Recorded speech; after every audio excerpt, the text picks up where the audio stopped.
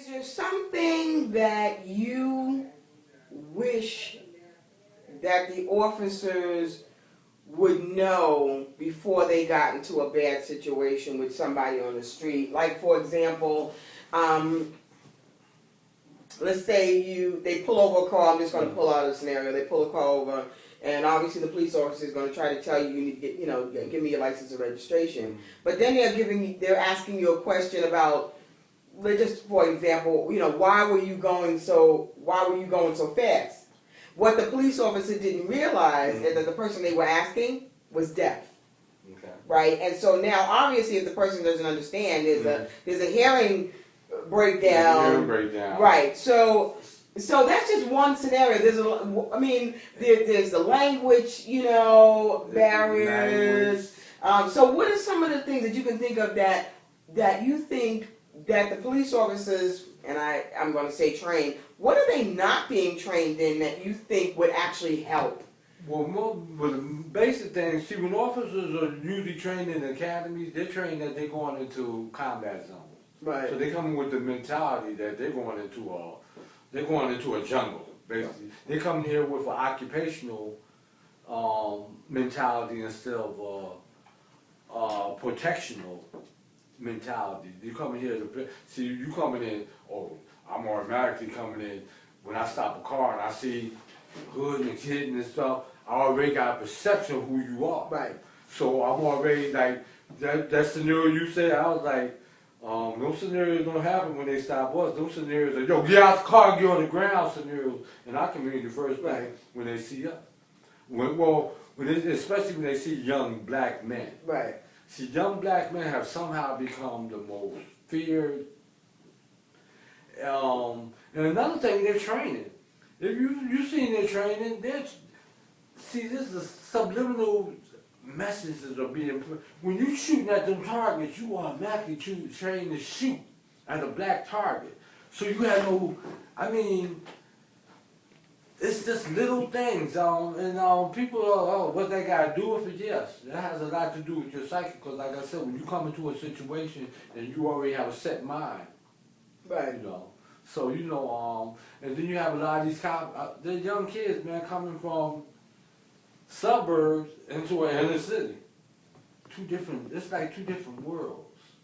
Yeah, It's two different worlds. Yeah, that was one of the issues that I know folks used to talk about in New York City, which is a lot of the police officers come from the suburbs. Right. And so you come to work in the projects. Well, you have no idea about project living, project life. And so that was one of the issues that they talked about in New York City. That was just like I'm 60 years old. I do voter registration, but when I'm out on the streets, you are known as a voter registration man. Right. But when I see a young person, he can be 17, 18, but when I approach, excuse me, sir. I mean, it's the way I approach, young man. But I approach him with a humble, come here, that's not how you talk to people. One incident, when I came home from prison, I had just got home from prison, and I was trying to pick up one of my children off the school bus. I was on the corner of William Street and Hasbro, which at the time when I came home was a gang area. And it was being heavily patrolled or whatever. So I'm standing there talking to some young man, and I noticed these young men start drifting away. And so I just heard a voice behind me say, "Get the fuck off my block." So I'm thinking this is some gang stuff. I turn around, it's a cop. And I'm like, oh, I'm not one of these kids. First of all, who the fuck you talking to like that? Right. First of all, you don't approach people out. This is my community. I'm standing there because I'm waiting to get my son off the bus. First of all, you don't talk to me like that. So we got into a heated thing where I eventually had to go out to the police station and tell the chief, let your officers know who I am.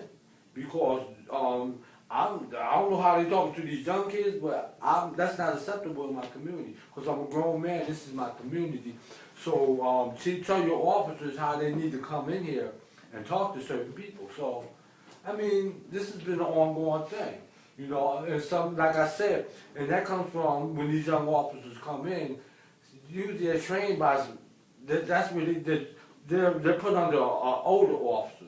So you got older officers, this is how he's been trained, and that's the training he gives them. Right, so they're passing it on. And not the training, the the introduction to the neighborhood. Right. See, well, I mean, you see it all the time. When you see, they used to have a thing on TV called Real TV. I see them stop white people all the time. White people curse them out, yell, but they have compassion, so they take that extra minute to calm the situation down. Right. They take that extra moment to understand that, man, that's what they're trained to deal with this.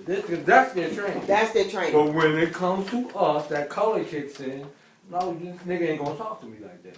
Simple as that. And it's not racism, but it is an institutional thing where we are still second-class people in this country, man. Whether we want to talk about it, believe it or not, there's still a mentality in this country that black people have a place to stay.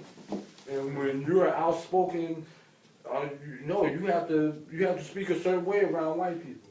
And I understand that. I mean, we have like I was just telling somebody in our community in the summer, we live two different ways. I'm on the street where white people live on one side and black people live on, and you come down that street and you see two different worlds. You can see it right there. How we live and how they live. It's two different ways. They got backyards and stuff. We on our front porches outside and living our way. So we are two people in the same place, but we live different ways. And there's nothing wrong with that. There's nothing. It's when we try to overlap each other. Now it's like, so we gotta learn each other. It's like going to a different country. Yeah. No, I get you.